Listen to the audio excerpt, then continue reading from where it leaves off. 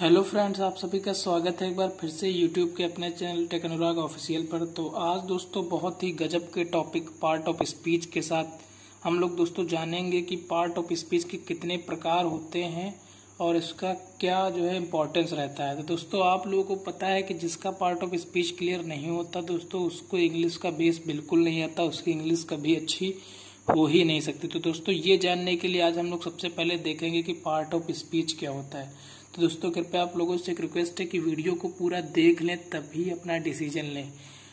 तो दोस्तों हम लोग देखेंगे जैसा कि आपके सामने लिखा हुआ है कि पार्ट ऑफ स्पीच। दोस्तों यहाँ पे मैंने लिखा हुआ है कि पार्ट ऑफ स्पीच के यानी कितने पार्ट ऑफ स्पीच के पार्ट्स होते हैं टोटल। तो दोस्तों फर्स्ट ऑफ ऑल हम लोग देखेंगे कि नंबर 1 पे आपका आ जाएगा नाउन, जिसको दोस्तों हिंदी में संज्ञा कहते हैं। नंबर 2 पे प्रोनाउन, जिसको सर्वनाम कहते हैं। नंबर 3 पे एडजेक्टिव, जिसको हिंदी में विशेषण कहते हैं। और नंबर 4 पे एडवर्ब, जिसको क्रिया विशेषण कहते हैं। ठीक है। और 5 नंबर पे दोस्तों आपका वर्ब, जिसको क्रिया कहते हैं। और नंबर 6 पे दोस्तों आपका प्रीपोजिशन, जिसको संबंध सूचक अव्यय। और नंबर 7 पे आपका कंजक्शन, जिसको हिंदी में समुच्चय बोधक अव्यय। और नंबर 8 पे इंटरजेक्शन, विस्मयादि बोधक अव्यय। अब दोस्तों मैं आपको इनकी very short and simple definition with easy examples आपको पूरा समझाऊंगा। तो दोस्तों कृपया आप वीडियो पर बने रहें। तो अब हम दोस्तों देखेंगे सबसे पहले कि नाउन की डेफिनेशन क्या होती है। दोस्तों इजी से एकदम डेफिनेशन देखेंगे कि दोस्तों नाउन की सरल से सरल डेफिनेशन क्या हो सकती है। तो ये रही दोस्तों नाउन की डेफिनेशन जो कि लिखी है। दोस्तों यहाँ पे लिखा हुआ है कि noun is the name of person, place और थिंग। यानी दोस्तों संज्ञा जो है किसी व्यक्ति, किसी स्थान या वस्तु का नाम होता है। ठीक है दोस्तों, संज्ञा क्या होता है? किसी व्यक्ति, स्थान या वस्तु का नाम होता है। तो दोस्तों उसके लिए मैंने आपके कुछ सेंटेंसेस में एग्जांपल्स लिखे हुए जिनको आप समझिए। तो दोस्तों मैंने पहला एग्जांपल इसमें लिखा हुआ है कि राम लिव्स इन आगरा, यानी राम आगरा में रहता है। तो दोस्तों इसमें मैंने राम और आगरा को क्या किया हुआ, अंडरलाइन किया हुआ। यानी दोस्तों इसमें राम जो है किसी व्यक्ति का नाम है और आगरा किसी स्थान का नाम है, इसलिए राम और आगरा इसमें क्या है दोस्तों, नाउन है। और दूसरा दोस्तों एग्जाम्पल इसका लिखा हुआ है मोहन ईट्स बनाना। क्या लिखा हुआ है? मोहन ईट्स बनाना। तो दोस्तों मोहन जो है कोई व्यक्ति का तो नाम है, यानी किसी का नाम ही तो होगा मोहन। तो फ्रेंड्स इसलिए मैंने इसको अंडरलाइन किया हुआ है। मोहन आपका नाउन हो गया इसमें। और बनाना, बनाना दोस्तों कोई आपकी क्या है, कोई थिंग है, यानी खाने वाली कोई वस्तु है। ठीक है फ्रेंड्स, तो बनाना भी आपका नाउन आ गया। अब दोस्तों बढ़ते हैं हम नेक्स्ट बहुत ही अच्छी डेफिनेशन देखेंगे दोस्तों प्रोनाउन की, हम लोग की प्रोनाउन की डेफिनेशन क्या होती है। तो ये रही दोस्तों आपके सामने प्रोनाउन की बहुत ही अच्छी और सिंपल डेफिनेशन, जो कि दोस्तों मैंने यहाँ पे लिखा हुआ है। प्रोनाउन यानी सर्वनाम, it is the replacement of noun. यानी दोस्तों यह संज्ञा का क्या है, रिप्लेसमेंट, यानी संज्ञा के स्थान पर, रिप्लेसमेंट ऑफ नाउन यानी संज्ञा के स्थान पर जिसका प्रयोग किया जाता है उसे क्या कहते हैं, प्रोनाउन। ठीक है दोस्तों, तो हम लोग कह सकते हैं कि it is the replacement of noun. तो दोस्तों देखेंगे कैसे हम लोग संज्ञा के स्थान पर प्रोनाउन का प्रयोग करते हैं। तो दोस्तों देखेंगे एग्जाम्पल मैंने लिखा हुआ है पहला, यहाँ पे लिखा हुआ है Anil is a teacher. Anil is a teacher, he teachers us math. तो दोस्तों अनिल तो आपको पता है कि नाउन है because he is a name. ठीक है फ्रेंड्स, तो Anil is a teacher, he teachers us math. तो दोस्तों Anil is a teacher, he teachers us math. तो दोस्तों यहाँ पे हम लोग फिर से भी तो अनिल ही लिख सकते थे कि अनिल एक अध्यापक है, अनिल हमें मैथ्स पढ़ाता है। ठीक है फ्रेंड्स, लेकिन हम लोगों ने यहाँ पे अनिल ना लिख करके क्या लिखा, ही लिखा है। दोस्तों नाउन की जगह पे जिसका प्रयोग किया गया, यानी ही वह है। अगर दोस्तों कोई लड़की होती तो हम लोग क्या लिखते, सी लिखते। ठीक है फ्रेंड्स, तो यहाँ पे दोस्तों ही जो है आपका वो क्या है, प्रोनाउन है, क्योंकि वो अनिल की जगह पे प्रयोग किया गया। ठीक है फ्रेंड्स, दोस्तों आशा करता हूं कि आप लोगों को समझ में आ रहा होगा, इसलिए कृपया दोस्तों हमारे जो है वीडियो को लाइक कर दें और सब्सक्राइब को भी प्रेस कर दें। ठीक है फ्रेंड्स, अब दोस्तों हम लोग दूसरा एग्जांपल देखेंगे जो कि लिखा हुआ मैंने, this is the chair. This is the chair, यह वह कुर्सी है, यह वह क्या है, कुर्सी है। ठीक है फ्रेंड्स, तो दोस्तों चेयर आपकी क्या है, ये कुर्सी, यानी दोस्तों ये वस्तु है, तो ये क्या है, नाउन है। Which was broken, which was broken, जो तोड़ दी गई थी, जो तोड़ दी गई थी। यानी फ्रेंड्स विच जो है आपका चेयर की, यानी यह वही कुर्सी है जो तोड़ दी गई थी। ठीक है फ्रेंड्स, तो चेयर के लिए हम लोगों ने दोबारा चेयर ना लिख करके क्या लिख दिया, विच। तो दोस्तों which is a pronoun here. तो दोस्तों आप लोगों को क्लियर हुआ। तो अब हम लोग फ्रेंड्स देखेंगे कि एडजेक्टिव क्या होता है। दोस्तों एडजेक्टिव की बहुत ही सिंपल डेफिनेशन देखेंगे हम लोग कि एडजेक्टिव क्या होता है। तो दोस्तों ये रही एडजेक्टिव की बहुत ही आसान डेफिनेशन। दोस्तों देखिए, it is the word, it is the word, यह वह शब्द है, which tells the quality of noun और प्रोनाउन, यानी यह वह शब्द है जो क्या बताता है, विशेषता बताता है, यानी द क्वालिटी गुण बताता है किसके, ऑफ नाउन और प्रोनाउन, संज्ञा या सर्वनाम की जो विशेषता बताए उसे एडजेक्टिव कहते हैं। ठीक है फ्रेंड्स, ये आपकी हो गई एकदम सिंपल सी डेफिनेशन। तो अब हम लोग दोस्तों इसको समझने के लिए और अच्छे से देखेंगे एग्जाम्पल्स। तो दोस्तों फर्स्ट एग्जाम्पल आप लोग देख सकते हैं, मैंने लिखा हुआ है यहाँ पर, रौनक इज स्मार्ट बॉय। दोस्तों रौनक एक क्या है, स्मार्ट लड़का है, एक अच्छा लड़का है। ठीक है फ्रेंड, तो स्मार्ट दोस्तों क्या बता रहा है, रौनक की विशेषता ही तो बता रहा है, यानी रौनक जो है कैसा है, स्मार्ट है, इसलिए दोस्तों ये आपका एडजेक्टिव हो गया। ये तो बहुत ही सिंपल है फ्रेंड्स। ठीक है, तो ये दोस्तों आपका सी, दूसरा example, she is a beautiful girl, यानी दोस्तों ये कोई प्रोनाउन है, मान लिया सीता, गीता, कोई भी, स्नेहा, प्रभा, कोई भी दोस्तों यहाँ पे लड़की हो सकती थी, लेकिन हमने उसका नाम ना लेकर के क्या लिखा, सी। तो फ्रेंड्स ये तो प्रोनाउन हो गया, आपको समझ में आ रहा होगा।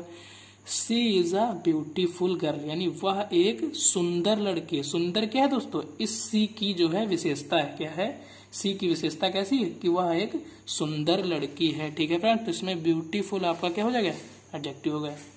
तो अब दोस्तों हम लोग देखेंगे कि वर्ब क्या होता है। दोस्तों वर्ब की डेफिनेशन देखेंगे, तो चलिए दोस्तों देखते हैं कि वर्ब की डेफिनेशन। तो यहाँ पे दोस्तों मैंने बहुत ही अच्छी सी डेफिनेशन लिखी हुई है आप लोगों के लिए।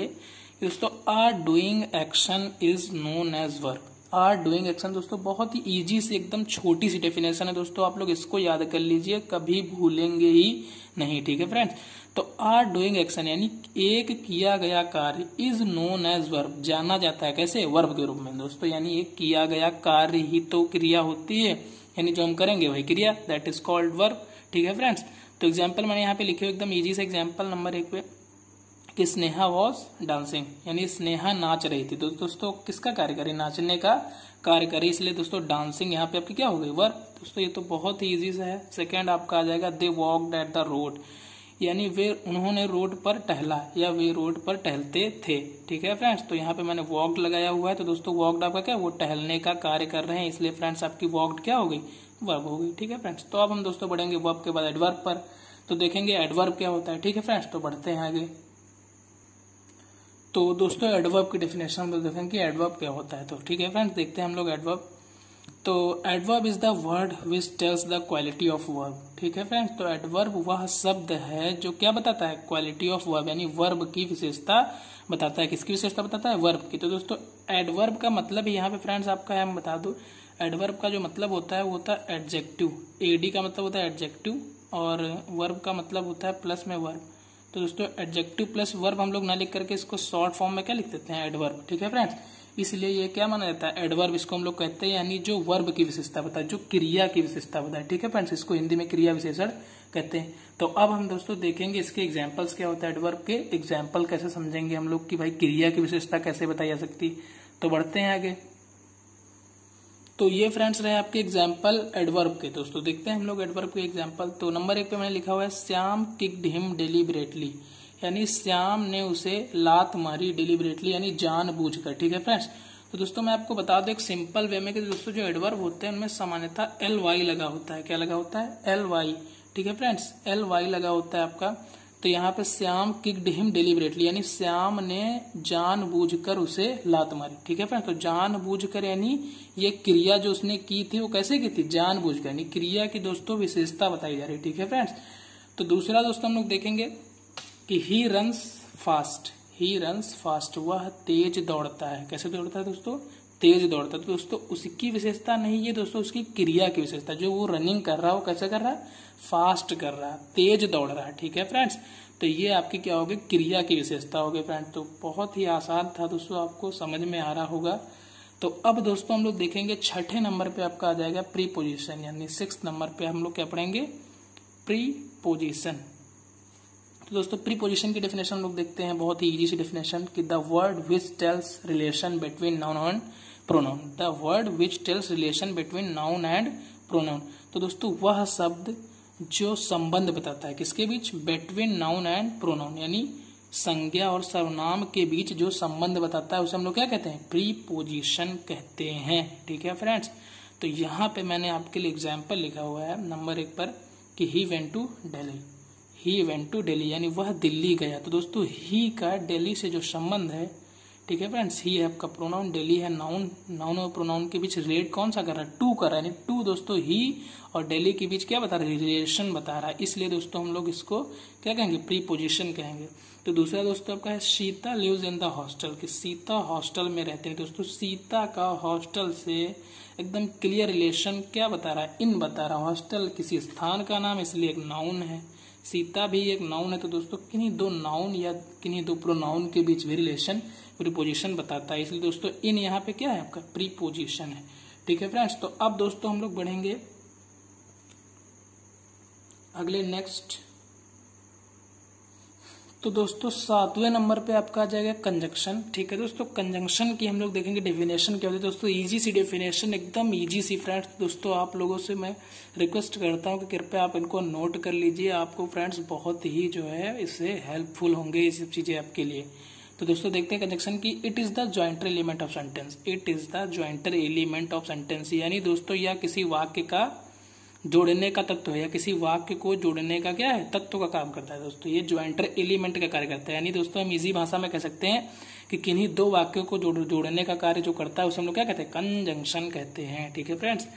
तो दोस्तों इसका एग्जाम्पल में लिखा हुआ है, he worked hard so he passed, उसने कठिन परिश्रम किया सो। तो दोस्तों सो आपका क्या हो जाएगा, यहाँ पर कंजंक्शन हो जाएगा। ठीक है फ्रेंड्स, सो आपका क्या हो जाएगा, कंजंक्शन हो जाएगा। दूसरा दोस्तों एग्जाम्पल है आपका, ही आस्क्ड मी, उसने मुझसे पूछा, what he was doing there, कि what he asked me what he was doing there, कि वह यहाँ क्या कर रहा था। ठीक है फ्रेंड्स। तो दोस्तों यहाँ पे वॉट जो है आपका कि क्या कर रहा है, ही आस्क्ड मी एक सेंटेंस है, ही वॉज डूइंग देयर एक सेंटेंस है, उसको जोड़ने का कार्य क्या कर रहा है दोस्तों, वॉट कर रहा था। दोस्तों वॉट यहाँ पे क्या है आपका एक कंजंक्शन है। ठीक है फ्रेंड्स। तो यही दोस्तों होता है आपका कंजंक्शन। अब दोस्तों हम लोग लास्ट डेफिनेशन, बहुत ही अच्छी सी डेफिनेशन, इंटरजेक्शन, उसको दोस्तों हम लोग देखेंगे कि इंटरजेक्शन क्या होता है। ठीक है फ्रेंड्स। तो इंटरजेक्शन की ओर हम लोग पहुंचते हैं। तो ये रहा दोस्तों आपका इंटरजेक्शन। इसको दोस्तों हम लोग हिंदी में क्या कहते हैं, विस्मयादि बोधक अव्यय कहते हैं। ठीक है फ्रेंड्स। तो इसकी डेफिनेशन देखेंगे, जैसा कि आपके सामने लिखा हुआ है कि द वर्ड, वह शब्द, द वर्ड दोस्तों आप लोग ये मत समझिए कि वह की दैट होती, तो दैट, द वर्ड मतलब वह शब्द, which expresses the sudden feelings, जो अचानक उत्पन्न हुई भावनाओं को क्या करता है, प्रदर्शित करता है, एक्सप्रेस करता है। दोस्तों अचानक उत्पन्न होने वाले हाव भाव, ठीक है दोस्तों, जो अचानक में हम लोगों के अंदर फीलिंग्स उत्पन्न होती हैं कंडीशन के हिसाब से, मतलब जिस जो है पोजीशन के हिसाब से हम लोगों के अंदर जैसे फीलिंग जागृत होती है उनको जो रिप्रेजेंट करता है, यानी एक्सप्रेस करता है, उसको हम लोग क्या कहते हैं, इंटरजेक्शन। तो दोस्तों इसका एग्जाम्पल में लिखा हुआ है, एलॉश ही रूइंड, एलॉश मतलब अफसोस, और दोस्तों एक्सक्लेमेटरी मार्क लगा हुआ है, अफसोस ही रूइंड, अफसोस हुआ बर्बाद हो गया, यानी दोस्तों कोई था जो सक्सेस नहीं हो पाया, नहीं बर्बाद हो गया, तो आपके मन से फीलिंग निकली कि एलॉश, अफसोस हुआ बर्बाद हो गया। ठीक दोस्तों। दूसरा एग्जाम्पल मैंने इसका अच्छा सा थोड़ा पॉजिटिविटी में लिखा हुआ है, hurrah, hurrah we have, he have got the goal, he have, sorry friends यहाँ पे वी लिखा हुआ है आपका, hurrah we have got the goal, यानी हुर्रा। तो दोस्तों जैसे आप बहुत ही हैप्पी होते हैं, खुश होते हैं, तो आप लोग क्या कहते हैं, hurrah we have got the goal, यानी हमने जो है अपने लक्ष्य को क्या कर लिया, पा लिया है, हमने अपने लक्ष्य को प्राप्त कर लिया। ठीक है फ्रेंड। तो हुर्रा बहुत ही खुशी से आप लोग कहते हैं, hurrah we have got the goal. तो ये दोस्तों आपका हो गया इंटरजेक्शन। तो दोस्तों आशा करते हैं कि आपको वीडियो बहुत पसंद आई होगी। तो दोस्तों इसको ज़्यादा से ज़्यादा कमेंट, लाइक, सब्सक्राइब और शेयर करें। ठीक है फ्रेंड्स। तो ये दोस्तों बहुत ही इंपॉर्टेंट टॉपिक था। आप दोस्तों इसी प्रकार के बहुत ही अच्छे और इम्पोर्टेंट टॉपिक के साथ दोस्तों मिलते हैं दूसरी वीडियो में। तो तब तक के लिए दोस्तों जय हिंद।